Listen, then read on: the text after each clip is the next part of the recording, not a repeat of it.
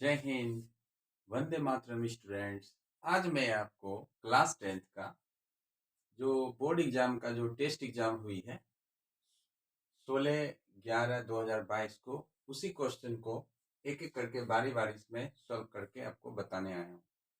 आप इस वीडियो को अंत तक देखें जिससे पूरा नॉलेज आपको हो सके और आप इसको अच्छा से समझिए।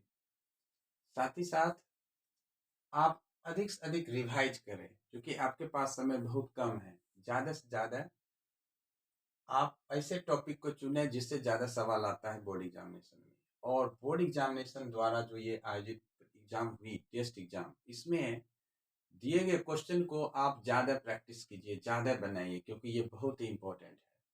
साथ ही साथ इस में यह बताया गया कैसे आप इस प्रश्न को आप बना सकते हैं आसानी से। और मैथ प्रैक्टिस का चीज़ है, किसी चीज़ को जब आप बार बार बनाएंगे तो आपको अच्छा तरह से लर्निंग हो जाएगा। तो चलिए इस वीडियो को शुरू करने से पहले आपको बता दूं कि आप इसको बार बार प्रैक्टिस करेंगे और रिवाइज करेंगे तो याद रहेगा। तो क्वेश्चन नंबर 8 में है द्विघात समीकरण 4x² माइनस 5x प्लस 3 के मूलों की प्रकृति मूलों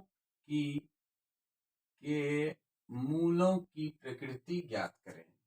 तो पहले समझिए, मूलों की प्रकृति निकालना है तो पहले इसमें आपको लिखना पड़ेगा a बराबर हुआ 4, b बराबर हुआ -5, c बराबर हुआ 3। एक्स स्क्वायर के आगे को a कहते हैं, x के बीच को b कहते हैं, पीछे वाले कांस्टेंट को c कहते हैं। तो a बराबर 4, b बराबर -5, c बराबर 3। इसमें मूलों की प्रकृति कहता है तो पहले आपको निकालना पड़ेगा विविक्त कर, जिसको विवेचक भी कहते हैं। इसका दूसरा नाम क्या है? विवेचक। बताता हूँ, दूसरा का नाम है विवेचक। इंग्लिश में डिस्क्रिमिनेंट कहते हैं। क्या कहते हैं? डिस्क्रिमिनेंट। डिस्क्रिमिनेंट में मीन्स हुआ विविक्तकर या विवेचक। देखिए, विविक्तकर को शॉर्ट में डी कहते हैं। क्या कहते हैं? डी का फॉर्मूला लगाए। डी का फॉर्मूला होता है b² - 4ac। डी का फॉर्मूला क्या होता है? b² - 4ac। b का मान है -5, इसको घेर के स्क्वायर किए, 4 उतरा। ए का मान है 4 गुना सी का मान है 3। देख के मान को बैठाना है, बहुत ही आसान है। 5 को 5 पर पढ़िए, 5 गुना 5 हो गया 25, 4 और 4 16, 16 गुना 3 हो गया 48। अब 48 में 25 को माइनस कर दीजिए, घटा दीजिए, 8 में से 5 गया 3, 3 में से 2 गया 1, -13 हो गया। हो गया आपको -23। ठीक है, 8 में से 5 गया 3, 4 में से 2 गया -2, -23 हुआ। यदि एग्जाम में पूछता सिर्फ इसके विविक्तकर ज्ञात करें तो हमारा आंसर इतना हो जाता। लेकिन प्रश्न में पूछा है मूलों की प्रकृति ज्ञात करें। देखिए, प्रकृति में लिखना क्या है, प्रकृति निकालना है तो सबसे पहले ये जानिए कि ये डी जो हुआ वह छोटा हुआ कि बड़ा हुआ। क्योंकि माइनस में आया तो डी छोटा 0। क्या पढ़ेंगे? डी छोटा 0। जब माइनस होगा डी तो डी छोटा 0 लिखेंगे, जब प्लस डी होगा तो डी बड़ा 0 लिखेंगे। क्या बोले? सुनिए, जब डी बड़ा 0 हो तो इसका फॉर्मूला होता है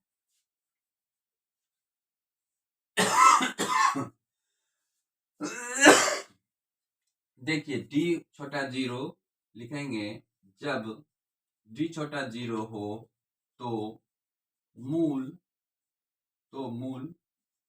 काल्पनिक होंगे। मूल क्या होंगे? काल्पनिक होंगे, काल्पनिक होंगे। हो गया इसका आंसर। -23 आया तो लिखेंगे प्रकृति में जब डी छोटा 0 हो तो मूल क्या होंगे? काल्पनिक होंगे। और प्लस आता तो लिखते वास्तविक और असमान। माइनस में लिखा जाता है मूल काल्पनिक होंगे। इसका यही हो गया इसका आंसर।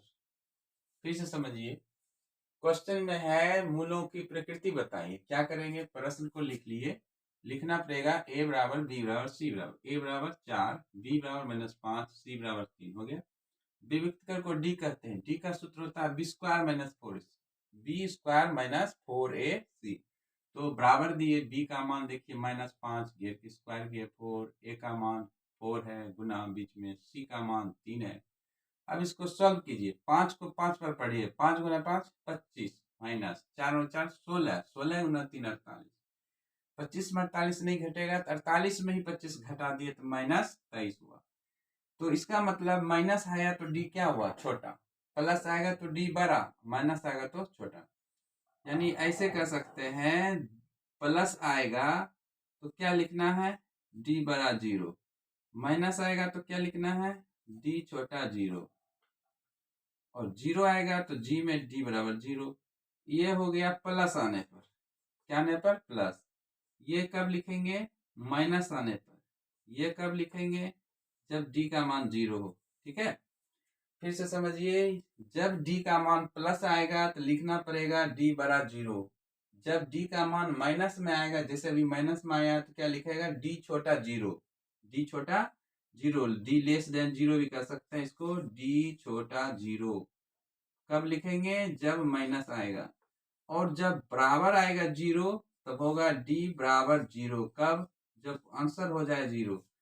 शॉर्ट में समझने की बात यह है, यह हो गया प्रकृति। तो -23 आया, इसका मतलब डी छोटा 0 है, तो मूल क्या लिखेंगे, काल्पनिक होंगे। मूल क्या होंगे, काल्पनिक। इस पर आधारित कुछ सूत्र होता है, समझिए। सूत्र के लिए पहले ऐसे लिखिए, ax² bx प्लस c बराबर 0। इसमें आता है एक विविक्त कर का, क्या कहते हैं उसको, विविक्त कर। विविक्त कर को डी कहा जाता है। डी का सूत्र होता है b² - 4ac। यहाँ लिख देता हूं, डी बराबर होता है b² - 4ac। जब डी छोटा 0 हो, चलिए पहले लिखते हैं डी छोटा 0 ही, तो क्या होगा, मूल काल्पनिक होंगे। मूल क्या होंगे, काल्पनिक होंगे।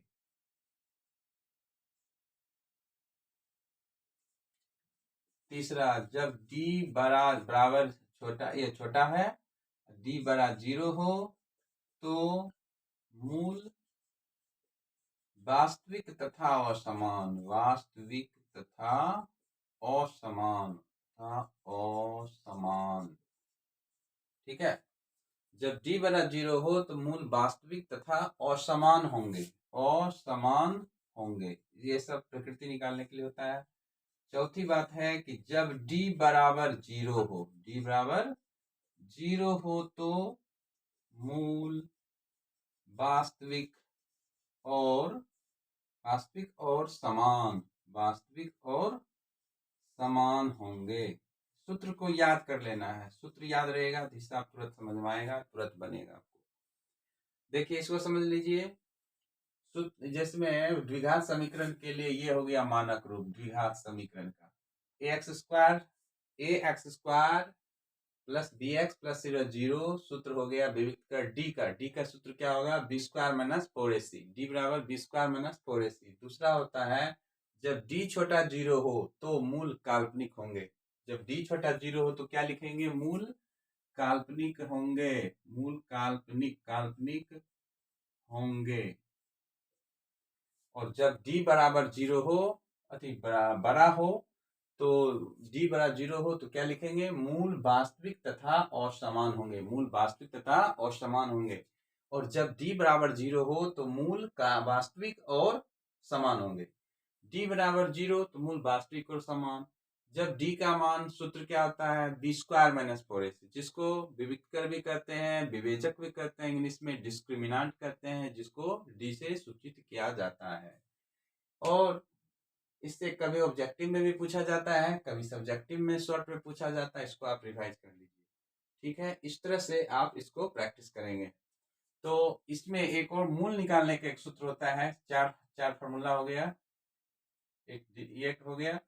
इसी के साथ साथ एक और होता है, इसी में मैं बता देता हूं आपको, नंबर 5 का फॉर्मूला मूल निकालने के लिए। इसका प्रयोग कब होता है, x का सूत्र होता है -b प्लस माइनस √d/2a, ये सूत्र होता है -b plus minus √d/2a। x का सूत्र होता है -b plus minus √d/2a। x का सूत्र हुआ -b प्लस माइनस √d/2a।